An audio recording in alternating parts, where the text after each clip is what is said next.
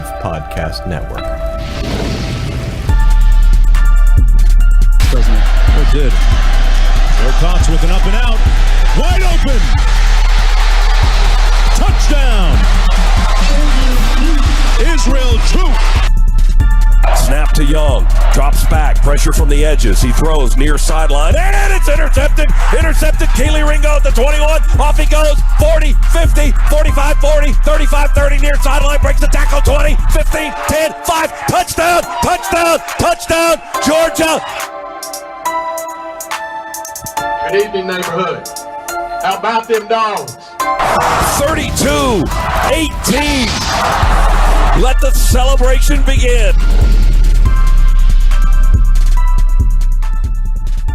And I feel like it's been a while, but we are the Bleav in Georgia Dawgs podcast on the Bleav Network, coming at you on Brinks.tv as well. Joining me as always in a reinvigorated or a renewal in the hat game, it's my man Israel Troupe. Troupe, what's up, man? What up, brother? Good to be back. It's been a long, long time. I know you've been in spring practice mode. Yeah, trying to get a little break, but you know, this whole moving process is not as much fun as people make it look. Yeah, moving is for the birds. So I'm gonna stay put as long as humanly possible, unless somebody comes through and offers me a 6-digit number that starts with at least a 7. We're going to stay firmly planted here if we can. So, but yeah, it's going to, we got a pretty fun show. Actually, there's some drama. There's a drama show in the SEC. Absolutely. We'll give you a little baseball update. We'll check in on our NFL Dawgs, and we're going to have a good show, man. We're presented by Betonline.ag. That's the one thing I want to tell you. We're presented by Betonline.ag. Our partners at BetOnline continue to be the number one source for all your betting needs and sports info. Find all the latest odds, news, sports developments for the NBA playoffs, Major League Baseball, fights, and NFL futures. BetOnline is your continued source for all your sports wagering needs, including live betting and the fan favorite Vegas casino and poker games. It's really easy to get started. Head to the website or use your mobile device to sign up today. Use your promo code Bleav to receive your 50% welcome bonus on your first deposit. BetOnline, it's where the game starts. After my little revelation on Monday, now I feel like I need to call you Troupe. So I guess that's so what. So yesterday I got invited to come on to a podcast, the Behind the Curtain podcast. Is the SB Nation Pittsburgh Steelers podcast, where we talked about, they wanted to ask me all the questions about George Pickens. Mm-hmm. So that was a lot of fun. So check me out on that episode. You can find that on Apple and Spotify, wherever you want to find your Steelers podcast. So I got invited, Israel. This is fun. I got invited to a Pittsburgh Steelers podcast in Great Britain, in the UK. Man, you're big time. You talk about me, man. You're making waves across the country. Yeah, I'm going across the pond, man. So yeah, I'm gonna. I gotta nail down a time, but yeah, I guess I had so much fun on the other one. I guess I'm gonna make my Steeler podcast rounds, I guess. So hey, man, I need to get on. Whatever you do, I need to get on with Ike Taylor. I know. I need to get on with Ike and the crew on the Bleav Network. So that'd be fun. So it seems like everybody wants to talk about George Pickens. They're excited up there in Pittsburgh about him. So I am too. So let's start there. It was a loaded wide receiver class. It was a loaded class for linemen, linebackers, defensive backs, edge rushers, things like that. So I feel like with those two factors, you knew there was going to be some really good receivers going into the second round, George Pickens being one of them. To me, I felt like the Steelers, when he landed to them, when he fell to them, they couldn't get to the podium fast enough. And to me, he might be one of the better ones in the class, because not only is he super talented, but he's got toughness, and he's proved that he is a team guy, because not one of these receivers would have came back and played in those playoff games under the circumstances that he did and been okay with it. and he embraced it. He embraced his teammates. He got more excited about their success than he did about his own. When A.D. Mitchell caught that touchdown, he was the biggest cheerleader. So, were those contributing factors? Was that a lot of the reason why he fell in the draft? What was the character stuff? Were their teams scared of that? What do you think? I think he fell just because he had a lot of talent before him that didn't get hurt. I think his injury scared a couple of teams from taking him in the first round. Although we have the best team doctors in the world at the University of Georgia.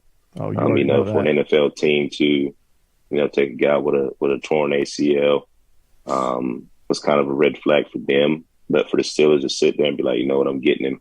If nobody takes him, it just says a lot about them. You're getting a receiver, big body, great body control, great hands. I think he maybe dropped one ball his whole career, if I'm not mistaken. His length to dive and go get balls. And I think the one thing that they missed, since Antonio Brown left, is that physicality. At the wide receiver position, we all know Juju's not the guy that's going to go block. Well, he's definitely not the guy now because he's in Kansas City. But yeah, absolutely not. So they were looking for that tough physical guy, but now they got a bigger guy. That's going to be more physical. That's coming into a system that loves the receiver position. They throw the ball around. Now they finally have a big receiver out wide that can go get the ball. They really haven't had like a big, tall, 6'4", 6'5" guy. And, now you got 6'4" George Pickens on the outside now. That creates mismatches. And you know what you're going to get with them every day. You do. And when I went on with the Steelers guys, they talked about, his love for blocking downfield, and they drew a lot of comparisons to another dog, Hines Ward. Do you see any similarities there? Not only just with the love of blocking, but just in the overall game? Oh yeah. Just the physical part of the game. Most people think the receiver position is just finesse, but we all know in the NFL they're going to run the football. And if you can't block, no rock. So definitely the more Hines Ward got into his career, the more you realize he was blocking downfield, and the more you realize he was getting the ball more too. During that time span. So I think they love that aspect about him, and I think he's going to have a great career. He bounced back. He was the ultimate team player, being a decoy, and his physicality never left. I was just watching a clip of the Michigan game when he pushed the DB down. So he shook him first. So he's not gonna be a head case. He was never a head case at Georgia. No. And the fact that he, like you said earlier, he came back and was the most unselfish player on the team at the time. Just shows him and his character. That's the biggest misconception to me, because people look at the fight he had against the Georgia Tech player when his freshman season.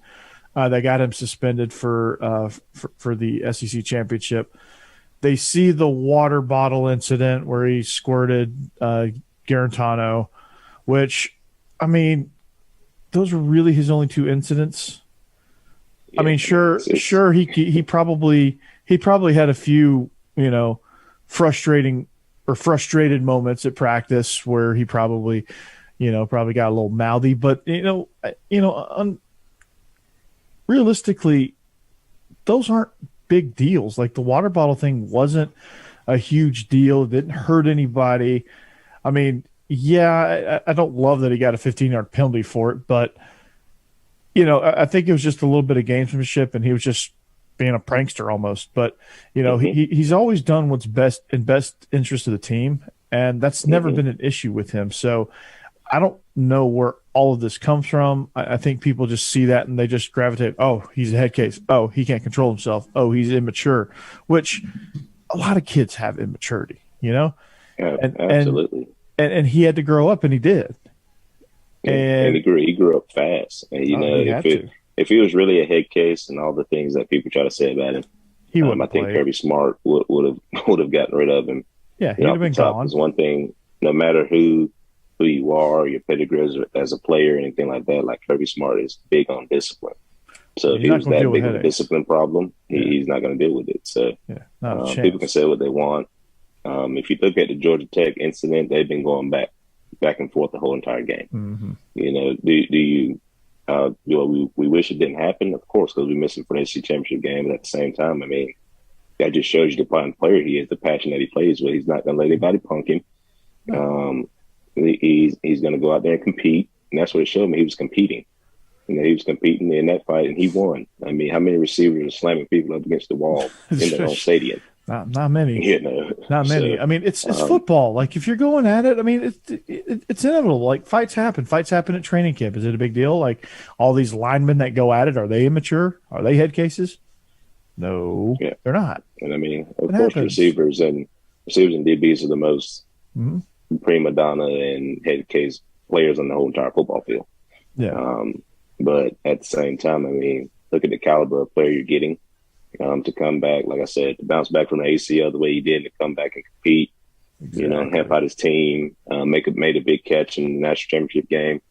I mean, you can't knock the kid's love for the game of football. And I think that's what Pittsburgh saw.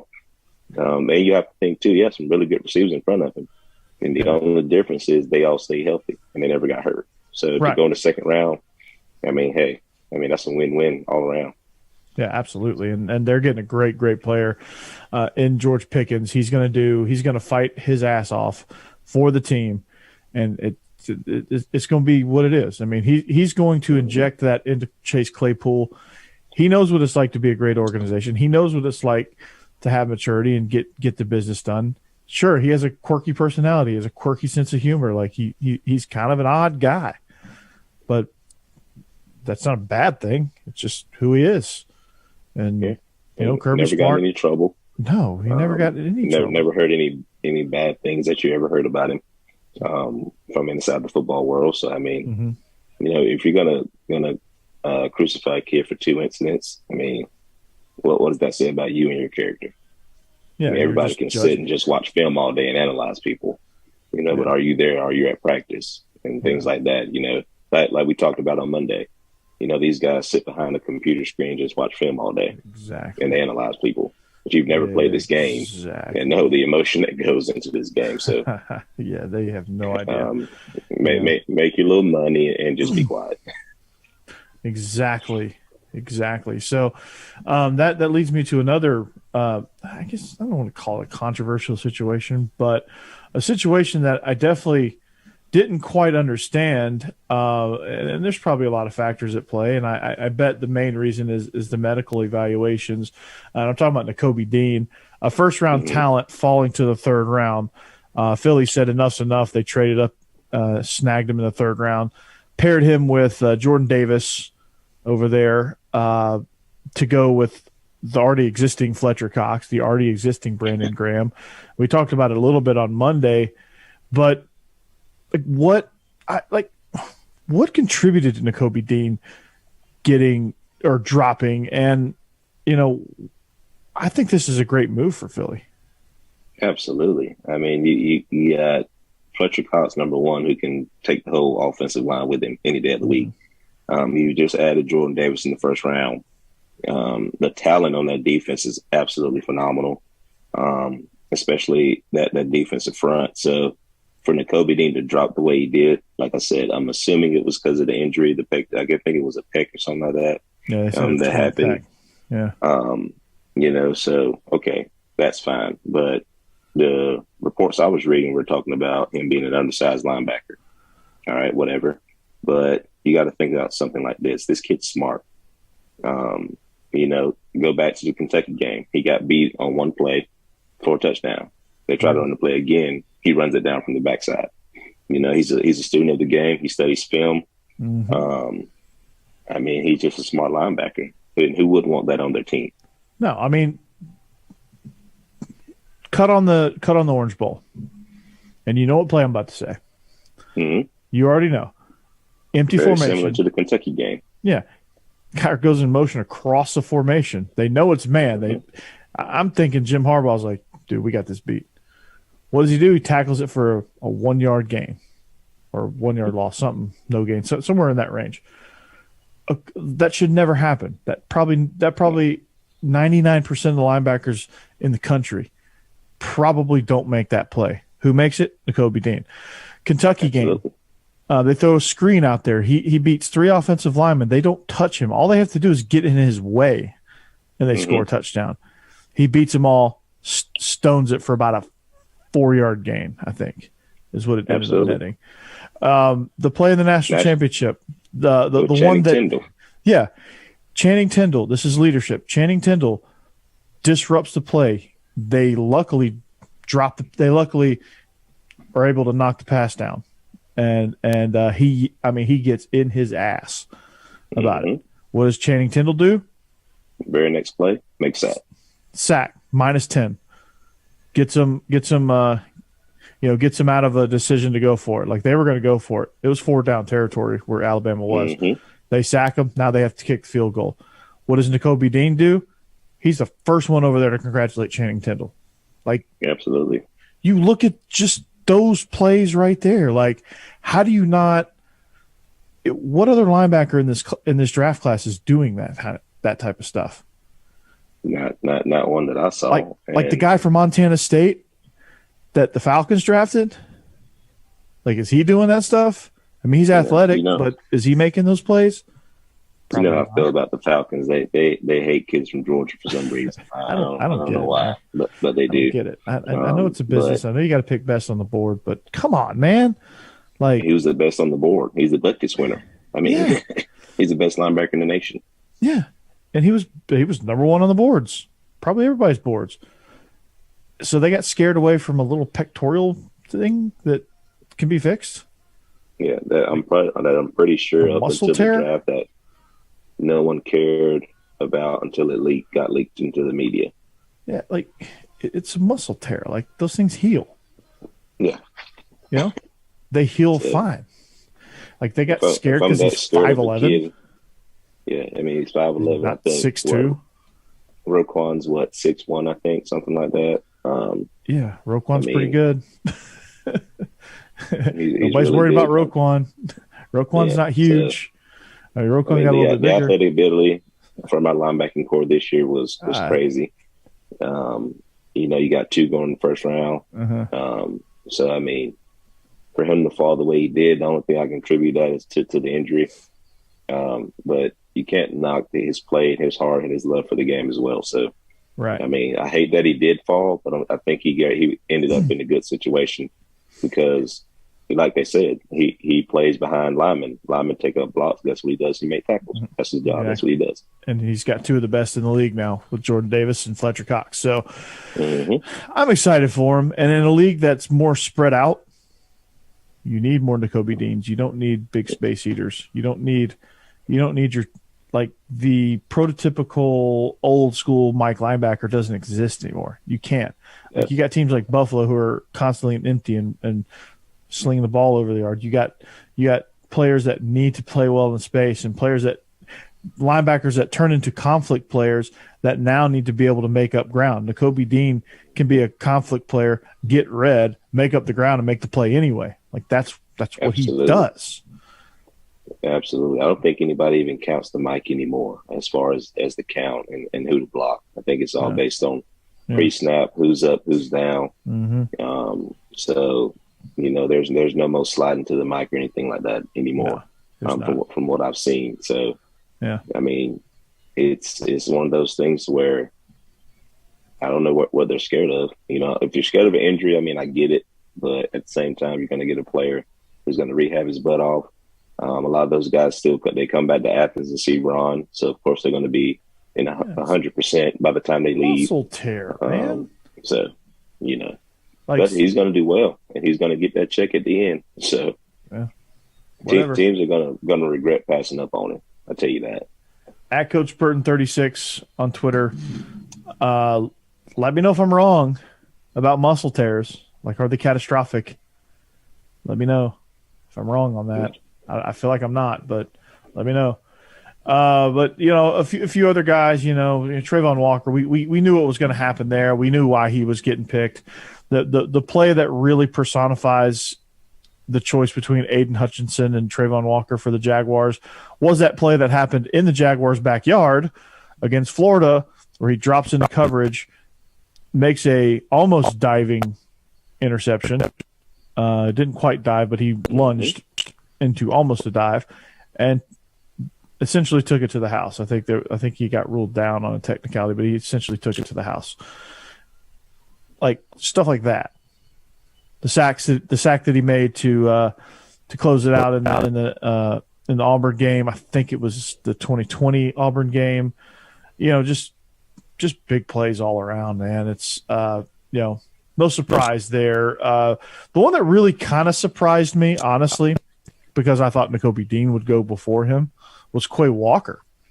All the athletic ability, not quite the mental game that Nakobe Dean has, but very impressive player. Thought he was fairly raw still, which is why I was kind of surprised he went first round. I thought he was going to be a day 2 guy. I thought he was going to go where Nakobe went, and Nakobe was going to go where he went. I thought those two were going to be flipped. But what is it about Quay Walker? Is it an athletic ability thing? Is it hey, we're pro coaches and we're going to get our hands on him and we're going to turn him into a monster? Yeah, I think that's it. I think he gives you that ability to play in space a little bit better than Nakobe Dean does right now.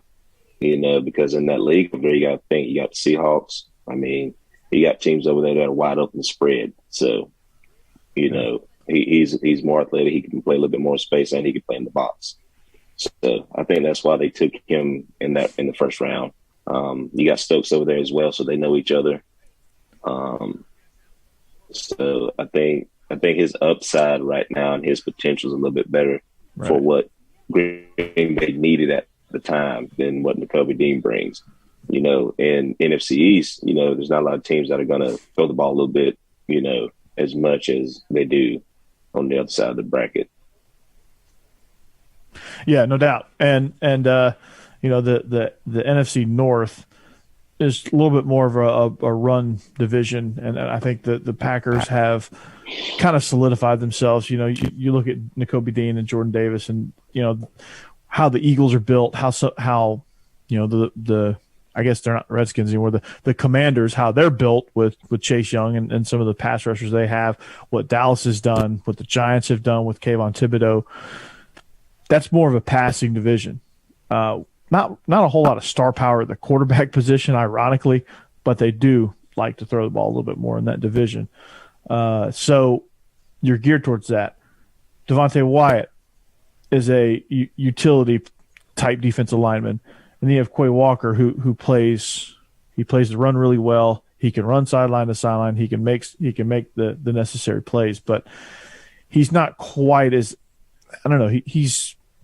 I guess we're going to find out just how freakishly athletic he is. Let's just put it that way. We're going to find out real soon. Yeah, absolutely. That's for sure. But happy for him. Happy for Jake Camarda going 4th round. There was a run of punters in the 4th round going to Tampa Bay. That was fun. Justin Schaefer, John Fitzpatrick going to the Falcons. You had Jamari Sawyer going to the Chargers. Channing Tindall, the aforementioned Channing Tindall, going to the Dolphins. Zeus going to the Raiders. Do you think that's a good fit? I think that's a very good fit. I think they're missing a ground and pound kind of guy. I think that their offense is built as the guy that can get 3 or 4. And McDaniels kind of take the ball. Guy. Absolutely. Yeah, you had Blunt. Sony came for a little while. Yeah, you had Blunt. You had James White. Yep. Brandon Bolden. The bigger guys. Yeah. The bigger guys in his offense. Yeah. That get you 3-4 yards whenever you needed it. So they're going to throw the pill around. And, they're going to get those 3rd and 2s. They need a big guy that can, get 2 yards. So that's what he does. That's what McDaniel does. And then they have Kenyon Drake in that James White role too. So that'll be fun for them. That'll be kind of a recreation with a lot more talented shed of running backs than what he had in New England. Who I'm most excited about.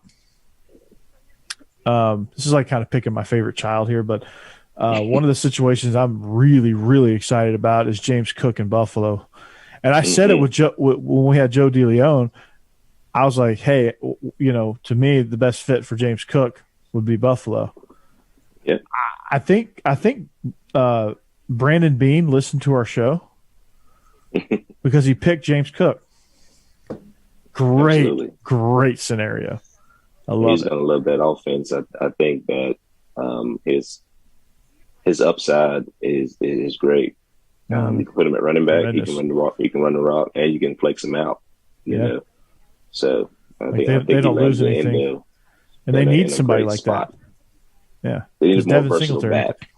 Yeah, because Singletary's not that guy. Zach Moss sure as hell ain't that guy. Yeah. And you can flip the ball out there to him on the screens and things that they do. He'll be great in check down situation and things like that. So he has great ball skills. Yeah, so I think that's exactly he fits. Their quarterback is exactly. I just had a brain fart. Who's their quarterback? Josh Allen. That's it, Josh Allen. Yeah. I love Josh Allen, man. I love that guy.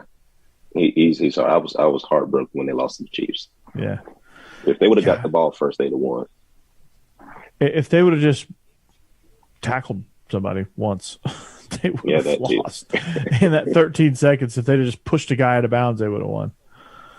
Because the Chiefs weren't scoring on 2 plays in that scenario. So that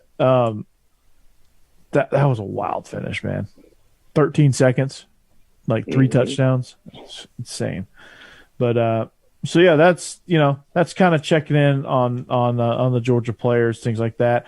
As mandatory OTAs roll around, you'll kind of see how they mix in with the veterans, and you'll see kind of what's happening with them. The Steelers. The Steelers are taking a liking to George Pickens. Some of the stuff that I read on him, of course, Nakobe Dean, Jordan Davis, they're kind of like front and center, and Philly's like really excited to have them. So like that's all they're reporting on right now. So as these reports come in, you'll start to kind of see how these guys are doing, how they're mixing in. So, but let's talk about this drama, shall we?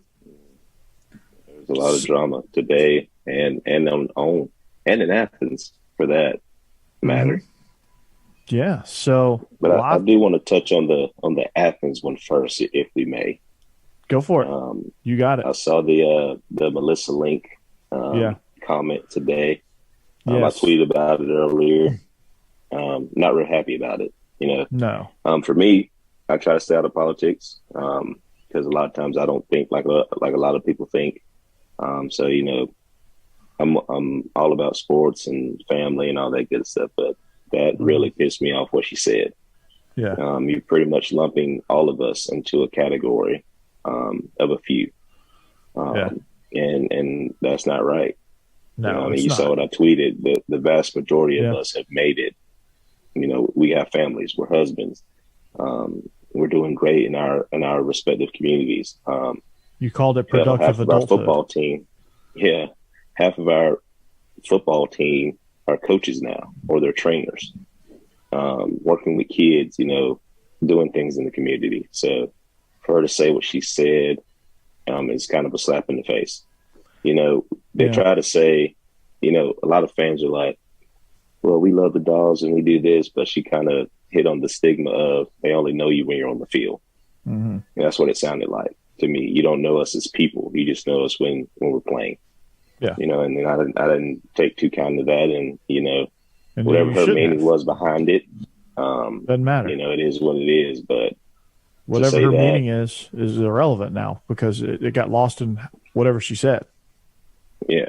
And not only did she say it once and nobody paid attention, but she said it again. She so doubled everybody down. could hear. Yeah, she doubled down on You know what I mean? Yeah. So basically she meant that. Yeah. I mean, I don't get, people that generalize stuff like that. I just like broad sweeping blanketing statements like that. I don't get it because it just shows your ignorance in saying, okay, all right, you wore the G on the field, and somebody that you probably you've never met committed a crime. Now you're lumped in with that that's not fair. Like, you didn't do it. You know, you're a productive adult. It's freaking 98%. And that's probably even low. That's probably even lowballing a little bit. I would say 99.67% of everyone that graduated from Georgia are probably productive adults and doing great things. And for her to throw mud on that because a few sour apples made that, you know, ruin the batch. You know, it didn't ruin the batch. She thinks it did. And she just wants to, you know, she wants clicks. She wants attention. She's, you know, it's all this like political, you know, it's all or nothing type deal. Like, hey, you're a UJ football player, so you're a criminal, you know, which is, or, you know, you're on my side and, you know, you're a great person. I just don't subscribe into that. Like, everybody's different. Yeah, So, absolutely. like, what I do is different from what you do. What you do is different from what the next guy does, or this guy, or this person, or this lady, or whoever. You know, anybody related to the University of Georgia, even. You know, like, and is I it love fair? the way that, you know, Josh Brooks, who's been around all of us, you know, since he's been there. He spoke about it today, and he hit the nail on the head. I mean, like you said, I think he said 96, 98% of us graduated, you know, and we're all, like you just said, productive citizens in our respective communities. You know, she talked about something about, well, this program is meant to develop and help them pass adulthood, blah, blah, blah, blah. Well, guess what? You just shattered it by what you just said. Yeah. And it's working, apparently.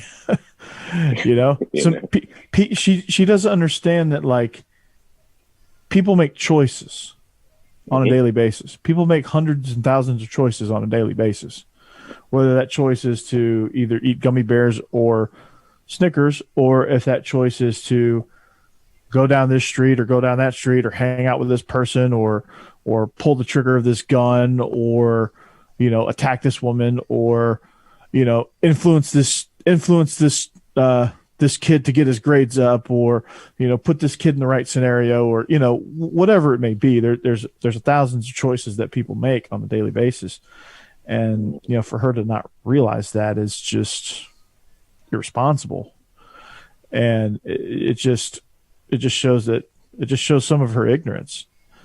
And it just shows some of, like, her political tainting. You know, I think that when you get so radical with a lot of your political views, I think you lose sight of reality. And reality is that most of these former players are vastly successful, and they're in careers where they're working with youth, and it's a great thing. So, you know, if you're out there, if you're listening and you played football or were associated with the football program at the University of Georgia, do not listen to Melissa Link. She's just trying to get attention. She's getting the attention. She's getting what she wants, unfortunately. So go read my man Troupe's tweet, I should say, at TroupeStar28. Go read it. It's good. It's brief and it's effective. Josh Brooks having you guys' back. I love it, man. I love it. So that's my piece. That's what I'm going to stick with. Yeah, you've worked with us before too. So when I read it, I was like, let me go back and make sure I'm not reading too into it. And then I read it again. I was like, I'm definitely not reading too much into it. Yeah, this is. And then I saw the video, and I was like, oh my god. Yeah, this is definitely a shot across the bow. It's like, man, this is what she meant. Yeah, but like, back on the funnier side of it, I don't think that Saban and Deion are going to be making any more Aflac commercials. No, it's going to be awkward on the set from here on out. Saban dropped the bomb there, didn't he? And he had a Dabo moment today. He did yesterday. Yeah, he's like calling people out. Yeah, and one thing I've learned about this business: do not let your left hand know what your right hand's doing. Mm-hmm. Well, guess what?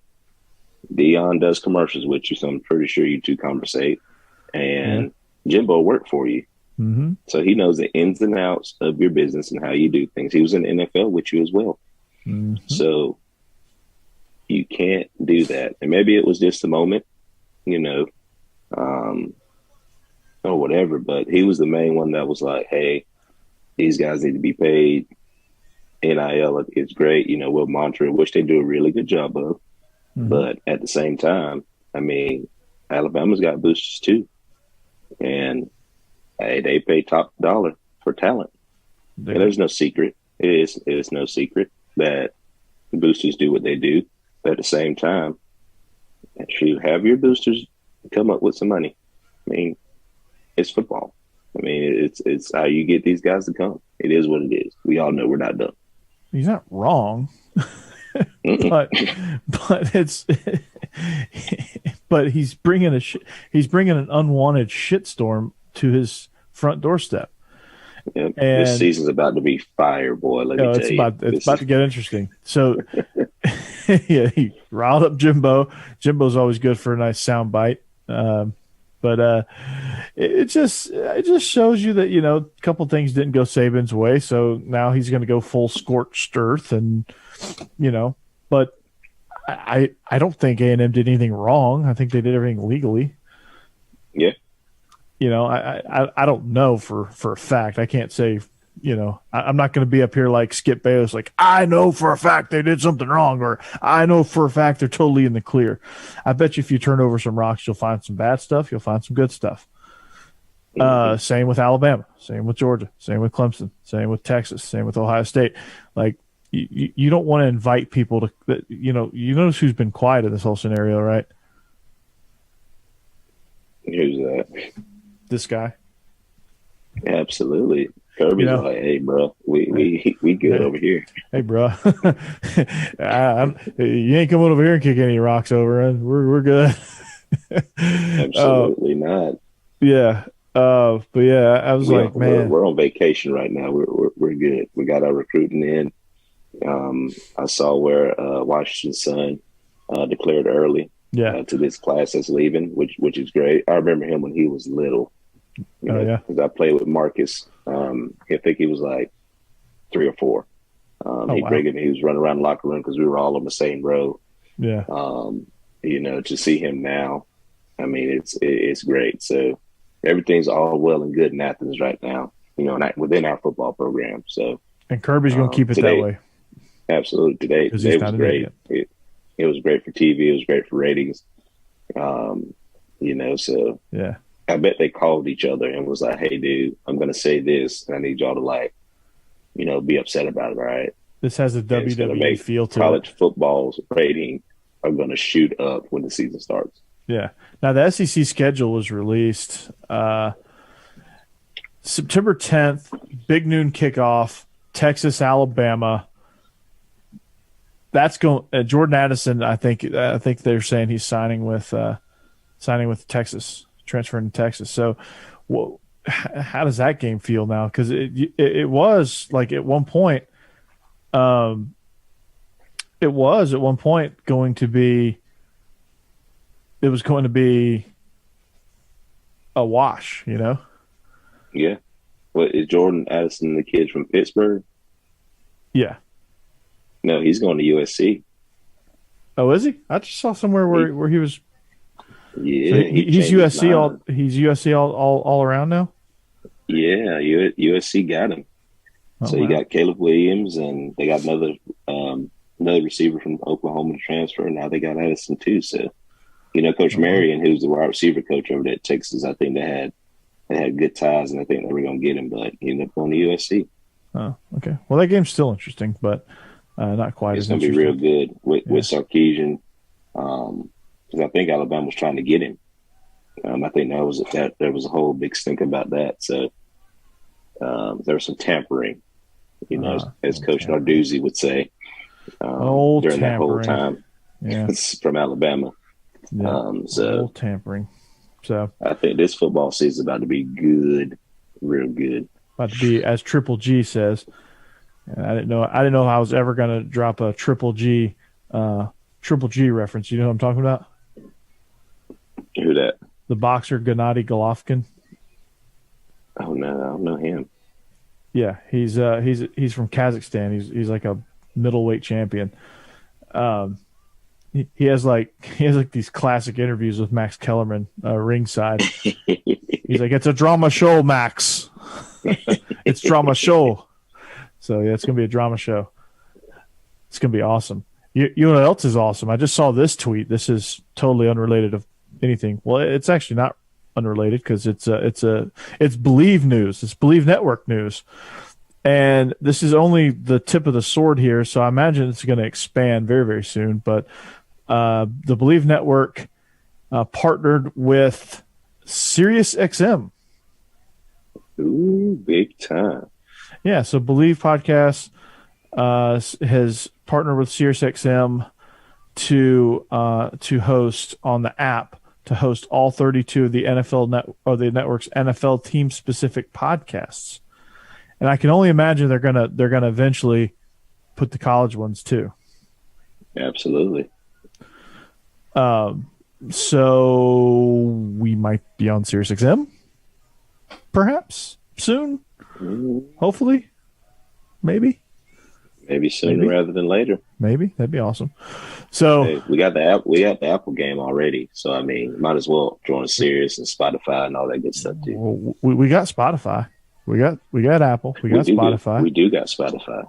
Yeah, we're over 100 episodes deep.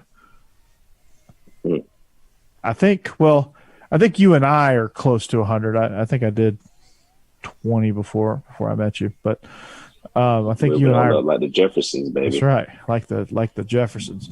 So, but yeah, I think you and I are closing in on 100 fairly quickly. So, season 2 is going to wrap up here in a few weeks. I always I judge my seasons. This is kind of weird, but I judge my seasons based on when my first episode aired, which was June 13th, 2020. So season 3 will start June 4th, our first show after June 13th of this year. So we'll start on season 3. It's hard to believe we've gone 2 seasons now. It's flown by. Man, we're getting old. We are getting old. We are.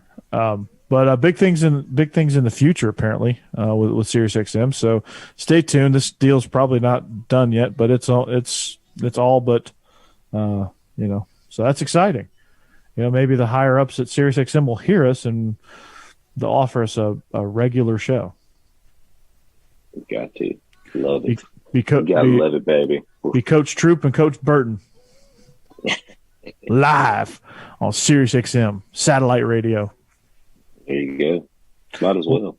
We'll be on we'll get hired by Mad Dog Radio. That's what's going to happen. We're gonna come on right after the Pat McAfee show. Can you imagine that? TV show and all after a while. Yeah. Oh my God, that'd be crazy. Would you leave coaching for that? Obviously, probably yes, right? Depending on what that check looked like.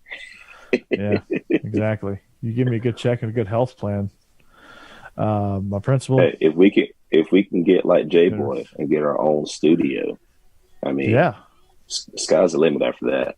Yeah, that'd be great. Let's do it. All right, come on, Bleav. Keep going. Put the college shows on there too. That was awesome. I was just scrolling the tweeters and saw that. That wasn't even a part of the plan, to be honest with you. That wasn't a part of our rundown. But there it is. There's some great memes on this Jimbo Saban situation. There's one. You remember that viral fight video where the dude is just sitting at the table on his phone with his headphones in, and there's a freaking melee going on right beside him, and he has no clue? Absolutely. They made a meme out of that. It said ESPN, Jimbo, Dion, Saban. They're all in the melee, and it's Kirby Smart's the one sitting at the table.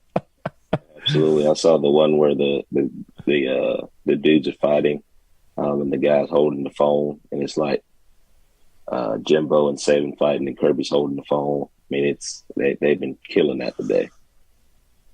There's been some great ones today. But I said, everybody's on Jimbo and Dion's side because, I mean, everybody does it. Yeah. Dabo tried to thw his little 2 cents in, and of course. I'm slowly but surely starting to lose respect for Dabo Swinney. Well, that brings me to another point, actually, and we can go ahead and get into this one. The Bleav in Clemson football show, or Bleav in Clemson. I don't know if it's just Bleav in Clemson or Bleav in Clemson football. And I tweeted this, and I tagged you. They did a debate, which I thought was kind of odd programming, really odd topic to get a debate on. But it was basically Dabo versus Kirby Smart. Who's better? I haven't listened to it yet, but if you look at the all around product, I think Kirby's clearly better, and that's not biased on just because we're Georgia fans either. I think if you look around the all around body of work that's been done, the things he's been able to implement. Clemson had everything that they had before Georgia even got the indoor, all that stuff. So I mean, they had a leg up. You know, they had played for a couple national championships before. I think he has 2. He has 2. No, Kirby's one, right. He's got two. He's got 2. He's got one with Deshaun Watson. He's got one with Trevor Lawrence. With Trevor. Yeah. Yeah. So, I mean, they smoked Alabama. All those guys that went to Clemson. Yeah, I mean,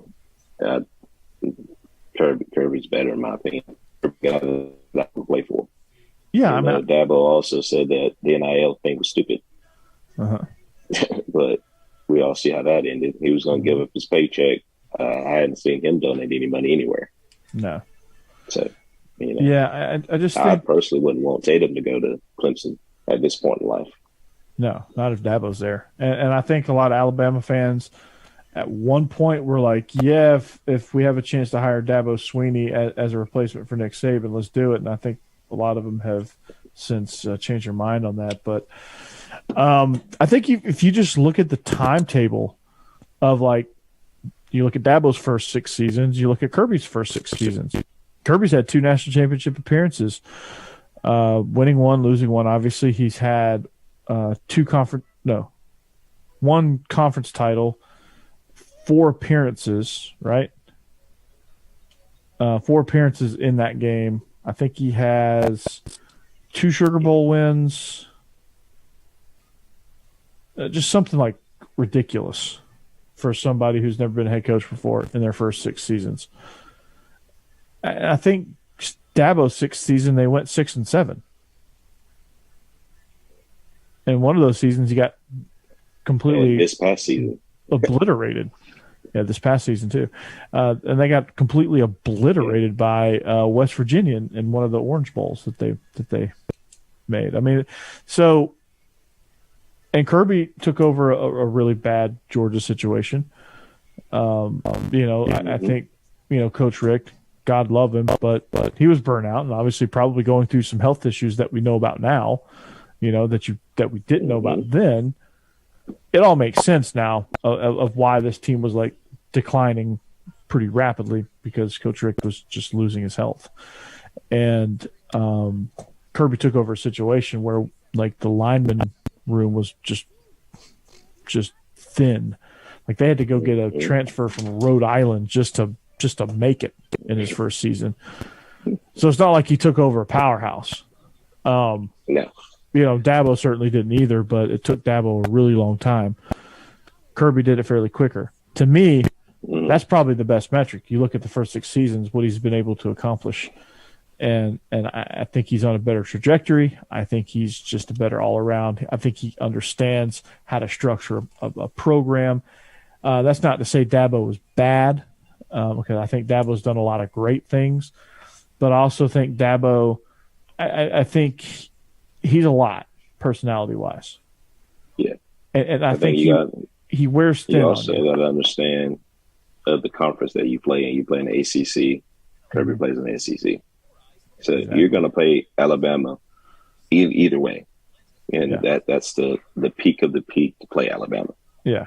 So you don't have to see Alabama until the national championship game if you make it. Right.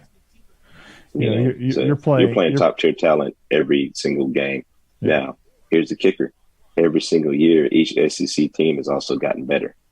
Mm-hmm. Your Arkansas is the only team that hadn't gotten better is Vandy. No. Ole Miss has gotten better. Arkansas has gotten better. LSU had a bad year last year, but they were coming off a national championship. Hey, don't talk about my family. The SEC, you have a chance to get beat any day of the week. Yes, you do. Yes, you do. Tennessee, There's 13 teams that can smoke you at any given moment. I think Florida's about to be really good with Billy Napier coming in. So the coaching pedigree over there in the SEC is way better than the ACC. In the ACC, you got to worry about Notre Dame in all actuality. Yeah. Let's be real. Pitt had a good year this year, but it's Pitt. So Wake Forest had a good year. North Carolina has been decent. Florida State has been meh. But I don't know, man. Dismal. Yeah. It's just not the same. Am I going crazy, or we're in the randomness part of our schedule, if you haven't already been able to tell? Is it just me, or does Billy Napier giving off some Butch Jones vibes? I don't know. I think that they love him at Florida right now. Oh, I know. They love Butch Jones originally. I think they yeah, but we all know Butch Jones. I mean, we just saw what he did at Arkansas State, and it wasn't very good. Yeah, but the cheesy, all the extra cheese that he has going on. But you gotta understand something too, though. That's what Florida used to be until Mullen took over. When Urban Meyer was there, there was a lot of flash. Those guys were a little bit cheesy too. They were having fun. So I think he's kind of bringing that back. Having fun and being, that's one thing. But I just feel like there's a little bit of like extra cheese. Like, dude, you're Florida. You don't need to go to like the Butch Jones length of like slogan after slogan and just try. Like, there's enough juice down there that you don't have to make up juice. You know what I mean? Hey man, does that make sense? Oh yeah, most definitely. But we're in the social media area now. It's one of those things where you got to keep up with it, and you got to think he started that at Louisiana, and I mean they're really good. He's got one of the best recruiters over there in Katy. He's got a star-studded staff over there as well. So that's why I think he doesn't need it. Like, he's got all the tools. Like, he doesn't need that. My boy said Florida was down. He knew it too. They just build relationships and do the normal like social media stuff that they all know how to do. And you don't need the fluff. They try to throw in this fluff that they think they need, like that they probably needed at Louisiana because it's Louisiana. That you don't need at a place like Florida. They've been boring. Think about it. Since Mullen took over, they were boring. They were very boring. They were boring. So he said, I agree. Hey, my boy said, so it doesn't take much. We got to do something. It doesn't take much. Throw some highlight videos in there. Throw some cool graphics, some highlight videos. The photo shoots are fun. I like the photo shoots. I like the social media stuff that they're doing. I like the YouTube stuff that they're doing. This is just killing me to say all this, but I do have to admit they are doing a lot of cool stuff. But I just think that there's some Butch Jones vibes a little bit with some of the stuff that they do. And yeah, I don't think they need it. I can see it. I don't think they need it. But they will be good. He is good. He walked into a really hostile situation too. So he was like, all right, how can I – he's trying to get everything away from what they did, and which I get. So he was all right. Just be yourself. I feel like he's trying too hard. Just be yourself. That's all he's got to do. Simple. That's him, though. That's not him. That's him. He loves it. He's extra. He's being extra. That's not him. There's no way that's him. More power to him, I guess. If they're successful, maybe I'm just a hater. They went beyond swag. Maybe I'm just a hater. That could be it. Hey man, think about who he got to come to Alabama. The Amari Coopers of the world. He was there. He recruited all of them. Yeah, that's true. Gotta have a little swag. Before he left. Gotta have a little swag. But absolutely, you can't just walk in there and be like, "Hey guys, how are you?" Well, no. Nobody wants to do that. Nobody wants to do that. No, not at all. Let's put a little pep in this Gator step a little bit. Yeah. No, they're doing some cool stuff. I like that they're sponsored by Jordan. I think that's a good idea. The jump man. Most definitely. But that was the best thing they could have did. Yeah. I mean, he's not Butch Jones, thankfully. He's not Dan Mullen. Dan Mullen was boring and then tried to turn on the cheese. It just didn't work. Mm-mm. They should have hired Todd Grantham as their head coach. They missed the boat on that one. Then maybe we'd still have Katie. Oh yeah, we definitely have her then. But she's balling over at Florida now. She is. She's doing a really good job. She is. Unfortunately, I wish it didn't have to be anywhere but Florida. Come on. Yeah. Anywhere but Florida. But like we said earlier, when you stroke that check, hey, money talks. That's true. Ain't that what Nick Saban said? Mm-hmm. Money talks. I see. Hey, full circle. Full circle. I see. So, you want to check in on baseball? Are they playing better? Because I don't know who they got this week. They got a big series this week. Apparently, they do. Missouri at home. Mm-hmm. They play tonight. Actually, tonight, Friday, and Saturday. They're off Sunday. So you got Nolan Crisp on the mound right now. He's 1-4. Then you got Cannon going on Friday, who's 9-2, and then Saturday is Liam Sullivan, who's 3-3 with a 5.2 ERA. I just hope we play complete baseball. Get back to what we were doing at the beginning of the season. Mm-hmm. I think we kind of lost. We got a little cocky. We were ranked. Got a few injuries too. I think just kind of messed up the flow of our bullpen, and some guys just didn't. I don't want to sound like Alabama fans here when I say that we had some injuries to our bullpen, and that's why we're losing. But some guys didn't step up. That's the truth. Some guys didn't step up, and that's what happens. Yeah. So it's baseball is one of those sports where you got to stay consistent, and I think we kind of lost our way a little bit. Got a little bit ahead of ourselves. We did. But I think we'll bounce back. I think we'll have a good showing. I don't know what Missouri has baseball-wise, but if we come out and play Georgia baseball, I think we'll be fine. I think Coach Strick's the guy. But I think he has to get his team back on board to what got him there. And I think we'll be fine after that. Get it healthy a little bit, like you said, and then we'll be fine. But it's a long road to Omaha.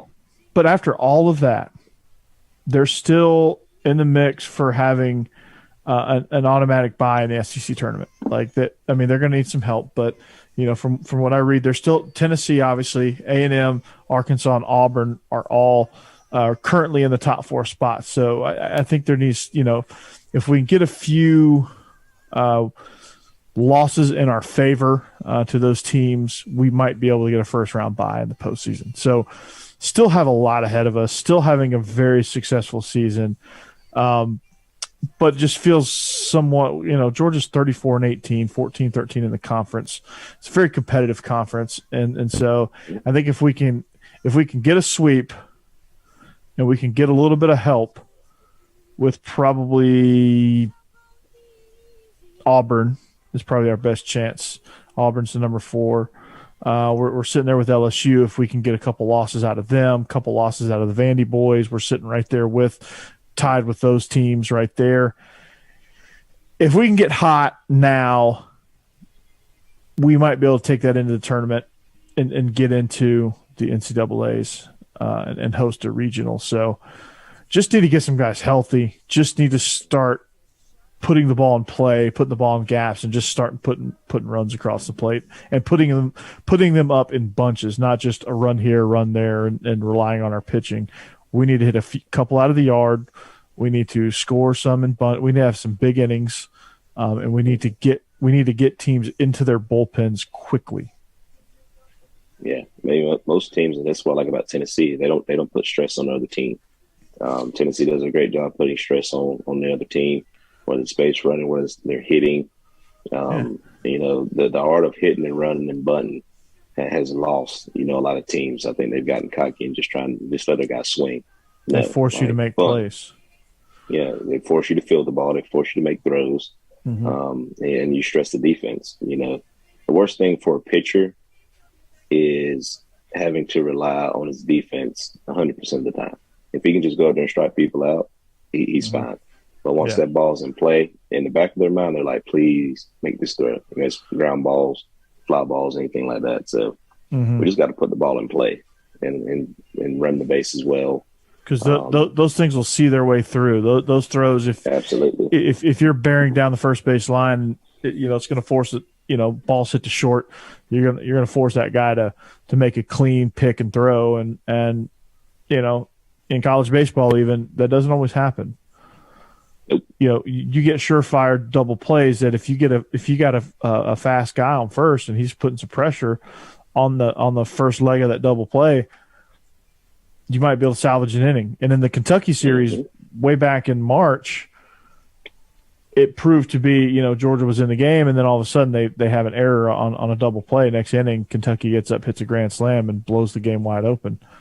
And it was a rubber match too in the series, and would have probably changed a little bit of the trajectory. But a few errors here, a few errors there. Next thing you know, it's a completely different ball game, and here we are. So you just got to limit the errors, got to put the ball in play. Got to preserve your bullpen as best you can. Try to get solid innings, quality starts out of your pitchers, and that's the name of the game. And I know I'm kind of John Maddening this. So, but I mean that's baseball in a nutshell. It's the little baseball. Things. Yeah. Baseball, you can lose on any given day. It's not like football where it's pretty much a given on who's going to win. You can lose on any given day to any given opponent. Doesn't matter if it's Lipscomb or Oregon State or LSU or Tennessee. Now, the thing, you know, if I'm a Tennessee fan, which I'm not, but if I'm a Tennessee fan, I kind of worry that, you know, they get a little they drain a lot of energy emotionally between their manager and their team doing all the antics that they do.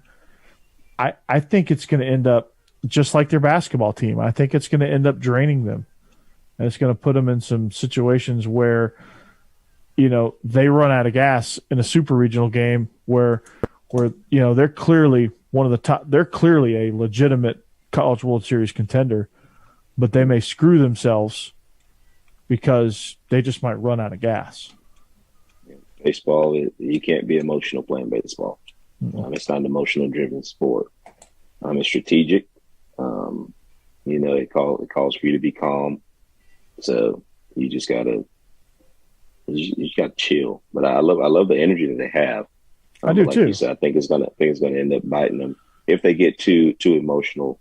You know, one of these games, I think it's gonna come and bite them. You know, I don't wish bad on anybody, but you know, when they play us, you know, I hope it's one of our games. Yeah, I hope it's against us. I hope we're not paired with them in a regional, but you know, I think they could get paired with somebody like Florida State or Duke or, you know, Cal State Fullerton. You know, a solid number 2 seed that will challenge them. Yeah, I think it's going to be good. I think this baseball season is going to be good. College baseball is fun, especially around this time with super regionals and the SEC and all these tournaments are in their championships and things like that. I think this is the last series of the season, right?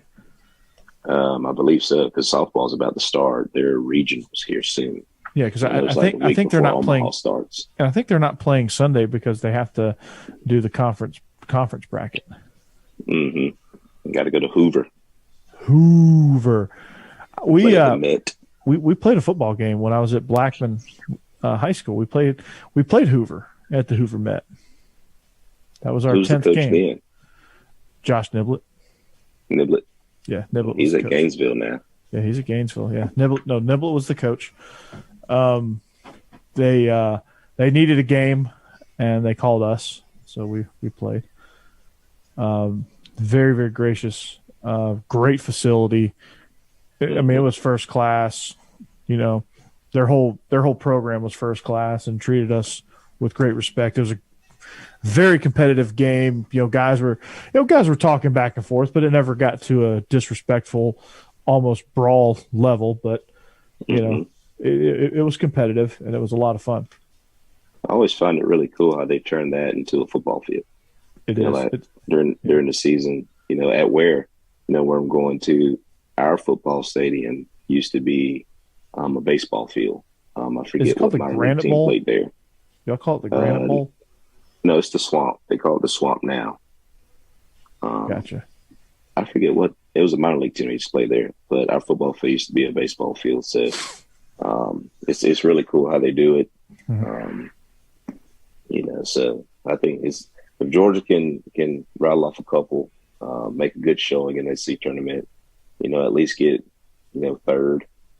I think they'll be fine. Get hot up right at the right time. I think if they win a few games, they'll host a regional. They're going to come in, I think, as a 5 seed. Depending on what LSU and Vandy do this weekend. Yeah, put the ball in play. Put the ball in play, get a sweep, and see where it goes. So, you been watching any NBA? Now that we're truly into randomness, do you watch any? I can't watch the NBA. It's just hard, man. It's not hard, but I do love the controversies of the NBA, like Pat Beverly and Chris Paul. I do love that. You love a good soap opera, right? Lil Wayne hating the Mavericks. Yeah. Yes. I think he meant it as a joke, but I think everybody took it serious. Of course they did. But the entertainment factor of the NBA is fun, but actually watching it, I can't do it. It takes forever. They score like a billion points. So nobody plays defense anymore. It's the slowest fast game in sports. Mm-hmm. You score a billion points, but you're trying to figure out, it's like, how did they have time to score this many points? You know what I mean? Yeah. 123 points. Like, what? Yep. I miss the days of the 86 to 80 games, like games like that. Where it's like physical and guys are hitting the deck and, like Xavier McDaniel and Charles Oakley are just destroying people as they come down the lane. Yeah. Or like Reggie Miller and John Starks are getting into it, Yeah. I saw, I forget what player it was saying that he could guard Shaq in his prime. I was like, absolutely not. Not a chance. Shaq was a different human being, during his prime. Monster. And then when he got a little bit older, he slowed down a little bit. But when he got Kobe and they were both on the Lakers, oh my God. Yeah. Nobody was stopping Shaq. Nobody. Nobody could stop Orlando Magic Shaq either. Shaq could have kept playing. Shaq was like, no, I'm good. But he literally just walked away from the game. Mm-hmm. But more power to him. It wasn't an injury. It wasn't anything like that. He just said, you know what? I'm good. I'm good. I've had my fill. So when you got a player like that, absolutely not. No. Like, you're just not guarding him. Like, he's 7'1", 350 pounds, and he moves like he's 6'1", 150 pounds. Yep. And he breaks goals. He shatters backboards. He pushes people out of the way. Excuse me. Sorry. Sorry, you're in my way. You're in my way. I'm Shaq. I gotta work on my Shaq, but you're not quite there. I'm not quite there yet, but I'm close. My Jerry Jones is pretty good, but my Shaq's not great. Jerry Jones is really good. It was impressive. I try. So yeah. Will, anything else you want to add? Anything else that jumped out onto your plate that you want to talk about? No, but I just think that it's not random, but it's kind of the whole transfer portal and guys transferring, and we deal with it too at the high school level. People going everywhere. Mm-hmm. And you touched on it. Just when we're talking, coach your kids. I mean, kids are going to go, kids are going to come. I mean, It's just one of those things. I mean, it's the way of sports today. So you can either complain about it, or you can go out and do your job. And I'm on the side of doing my job. I'm going to coach who's there, and I'm going to do what I need to do to win football games. Right.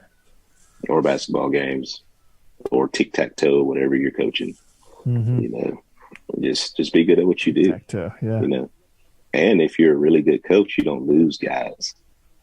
No, you don't. You don't. You get more than you lose. Yeah, people give you a chance. If you're fake and you make all these promises, people are going to see right through that and be like, well, I was just coming here to hopefully go to the NBA or NBA. I was coming here just to hopefully go to the NFL, and well, you lied to me, and I'm done. See ya. Yeah, be truthful, tell the truth, treat people right. That's right. Yeah. Well, it's a good thing we're not Mississippi State fans, because they are, and I think this is a score from tonight. They are down 27-2. Is that the Tennessee game? Yeah.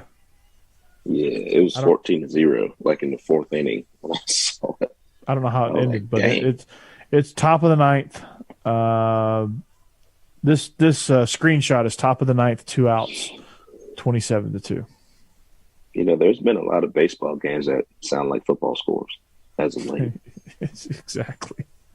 Exactly. And then there's some football games that sound like baseball games. Yeah, somebody's getting roasted on the mound. That's unfortunate. Yep, somebody's ERA just went up.